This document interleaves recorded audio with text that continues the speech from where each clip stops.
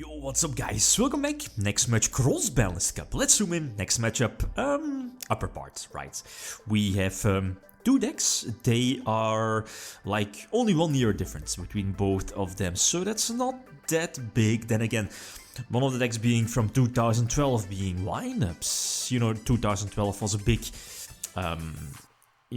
a big difference, a big, how do you say it, like it was a big, at least it had a big impact on how Yugioh was played back then, and Dino Rabbit Insectors, but here in this case mainly Lineups was such a big change in our format, right? At least how the game was played, that it indeed might have the advantage if we see at the the votes a couple of days ago, right?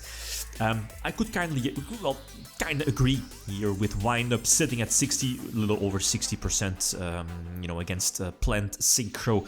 Then again, we saw in the past that playing Planned Synchro is that super versatile deck, is making a lot of engine cards. It's basically a big toolbox, right?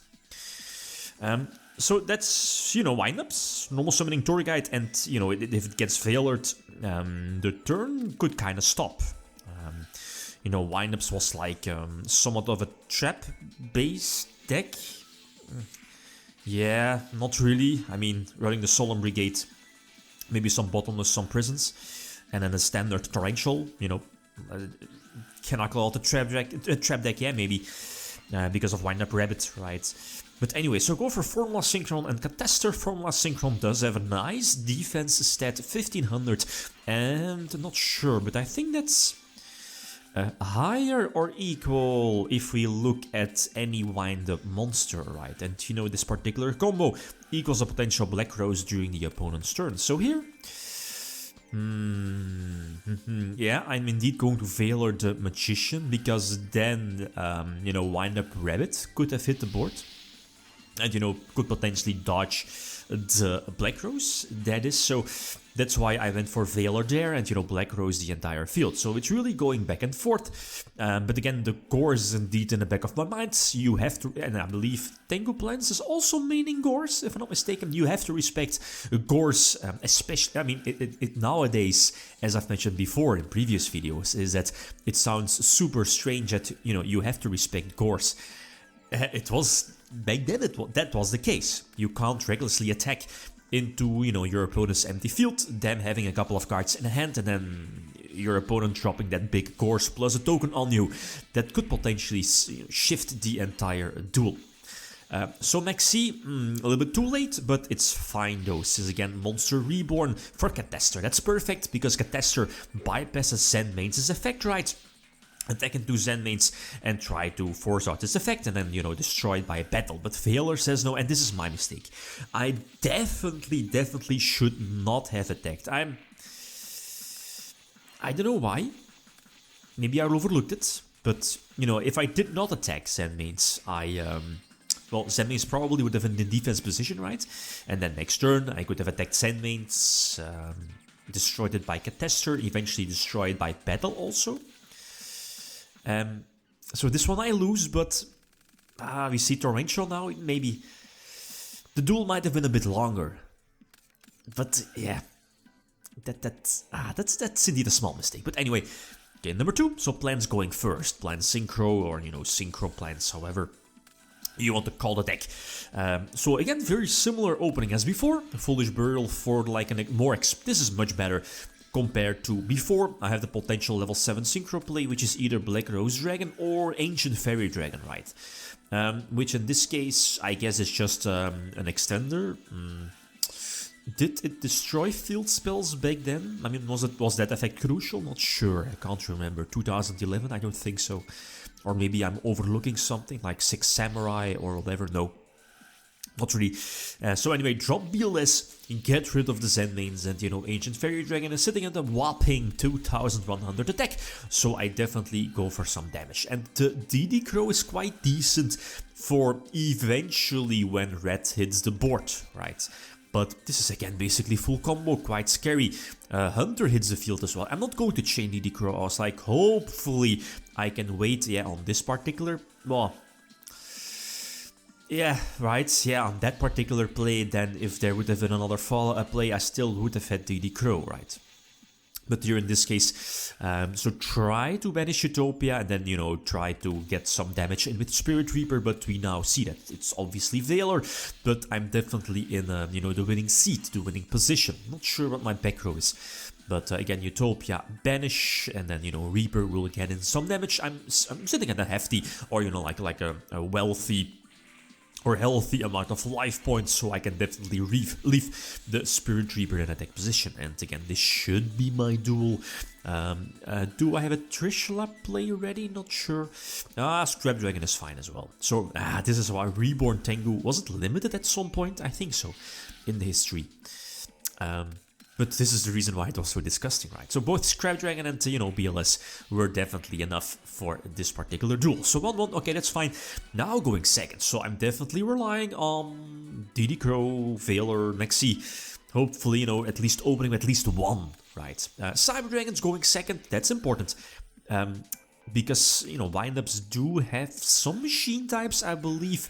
Is Zen Main's a machine type? Not sure, but Zen Mighty is? Yeah, I believe both of them should be machines, if I remember correctly. Anyway. So again, a disgusting opening by windups, basically full combo for next turn. This Cyber Dragon is decent, but not the best. But here I well know that, the deck, I believe, Cytex Dimensional Prison. The Mirror Force is their double Torrential Tribute, right? So, but I think I had to go for it, especially because of that very explosive, very solid opening turn by windups. But again, it's not looking too great. I mean, maybe another play I could have made was super passive, like just normal summon like the Thunder King maybe. Yeah, that might have been the better play. Then again, I mean, yeah, that probably would have left me with Chimera Tech over Dragon, but you see now that again Torrential Tribute cleans the board, and Levier is going to take, steal the Windup Rabbit, and it will stay on my side of the field, even though if I, would banish it for its effect. So red indeed needs to be changed to defense position in order to trigger it, and I probably could have Book of Moon upon summon. Yeah, might have been the case. Again, that kind of, could prevent the factory from triggering, right? I mean, then again, the amount of wind-up monsters in the deck aren't that high. So, I guess this maybe was one of the last ones. At least the last wind-up shark. Not sure, but I think so. Again, it's not looking too great. The Thunder King could have been cool. Prevents the searches from Wind Up Factory, plus the potential Exceed Summon, again, would have been negated by Thunder King. So, not that bad, but I need to top deck something. I don't know. It's not looking too great. No, I mean, Tengu needs a normal summon, Spore needs a normal summon, and Wind Up Rabbit is a level 3. So maybe like, Tiras cannot be destroyed, right? So, at least by card effects, if I'm not mistaken, so... Yeah, there is not really anything I can do. Banish Red, or Rabbit, apologies. Sporting, well, maybe Trishula in the previous turn, but again, nope, no follow. At least I didn't have the option to go for Trishula. And yeah, the Levy, Wind-Up Rabbit again changes positions, and the Bottomless is not going to save me this time. So, long duel, but... not enough. So game number 4, definitely a solid opening against windups. Thunder King again prevents the searches, plus of course any extra deck summon. I can just tribute away the Thunder King. And I guess if it wasn't for this follow-up play, I definitely would have, played it a little more passively. Maybe sit on the Thunder King a bit more. But because of this, yeah, indeed, the potential Levier follow-up play in case of Prison. If there was a Mirror Force, that's fine. Again, Tour Guide play always comes through. And if it wasn't Prison, I probably would have let the Sangan in defense position, right? So Book of Moon for the interruption, and again, flip over Thunder King. So again, very powerful, sitting on the Thunder King. And this particular game state for clans against windups is superb. Any extra deck summon will just get negated by Thunder King into no searches, right? So that's very solid. Enemy controller should be set, yeah, just in case. If there's Heavy Storm, that's fine. I still have, again, that quote-unquote floodgate in the form of Thunder King plus DD Crow, and now Maxi also. Mirror Force is already gone, not sure. But yeah, I was like, yeah, should I put Levier in defense position? Not sure what am I going to do. Anyway, so also important, game number 5. Windups go first, and I see my hand, I'm like, okay, at least one hand trap, that's cool. So I could potentially prevent the hand loop from going through. So prevent the Windup Shark, you know, from hitting the board and blow the back row away with Heavy Storm, but my follow-up play is rather weak. Right, but again the Maxi is there, so I'm like, okay, it's not that bad. Then again, leaving a Windup Zen Mighty is not the greatest idea, even though with the Maxi, right? So I could potentially draw into Gores, if not mistaken, into Veiler. So, and that's the thing with Windups. If you Maxi them, you know, they can just grind it out, especially with that factory set. Just search the rabbit, right, and you know, get more searches during the opponent's turn and bypass Maxi that way. The extra deck in the Fall of Rank 3 Exceeds isn't the best. No Zen mains, but Levier. Again, attack into the Mirror Force. That's a little bit a small bummer.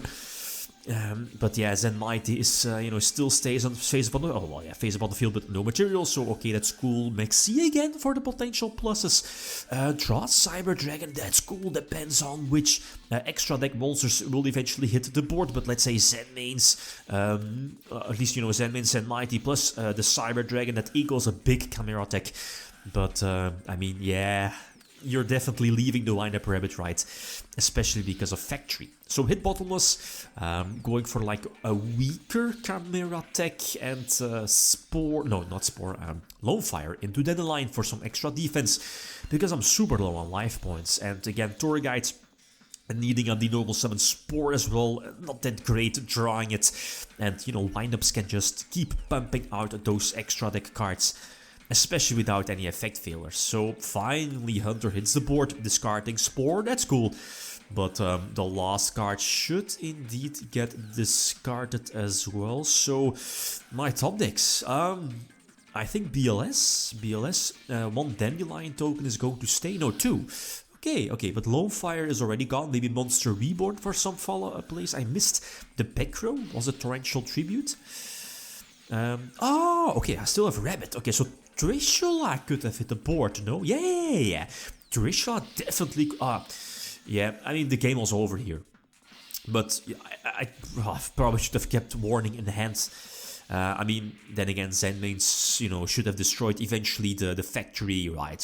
In the long run, doesn't really matter. The game was over, but the Torrential, right, before. But a super grindy match, you see that both of these decks, you know, are from a very similar age, you know, in the history of this game. But anyway, next matchup, a big one, a super big one. Winner of last year, it's going to take on one of the bigger names in this year's Cross-Banlist Cup, Sky Striker. Full power Sky Striker with triple engage, so feel free to leave your predictions, performances and bells, or Sky Striker. Okay, guys, that's it. Thanks for watching. Feel free to leave a comment or like if you enjoyed the video. Medium signing out. Peace.